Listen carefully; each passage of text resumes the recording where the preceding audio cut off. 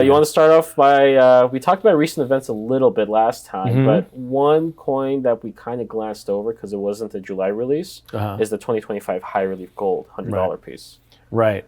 And I mean, obviously we love those. We talked about some of the earlier ones. We talked about the bucking bronco and all this, the bristle combine. But yeah, the one this year is the sunflower, which I thought was a really interesting choice with the bee on it.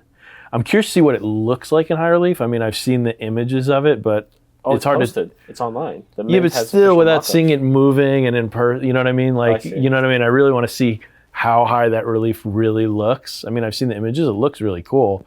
I don't know if they do this every year, but how they released all the different candidates for what the design could look like on the obverse and reverse. You did your tier list for that too. Right. I forget what you put up in the S tier category, but it was cool that the U.S. Mint like publicly showed all the different coin designs that had the potential of being on it. I agree. Yeah, I think the ones I picked as my favorite there were some with like a buffalo that was like busted through a fence. I saw that through the fence. Yeah, I thought that was my, I think, top choice.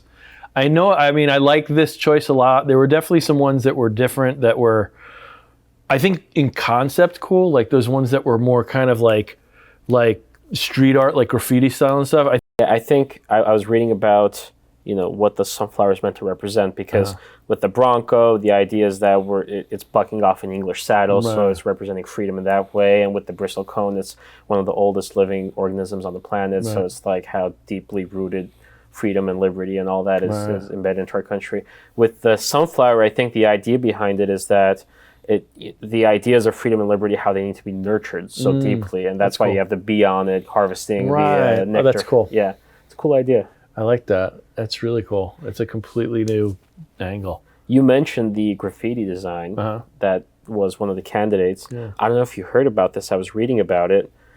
That design was originally picked by the committee to be put on the silver medal.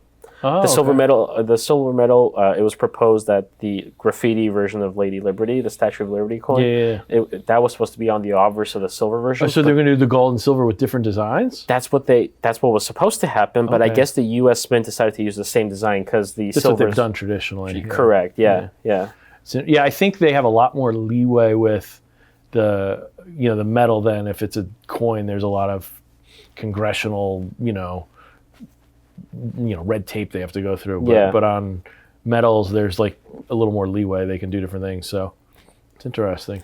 The $1 million question, and I'm excited to see what number they come up with, is the mintage. Yeah. What they're going to pick.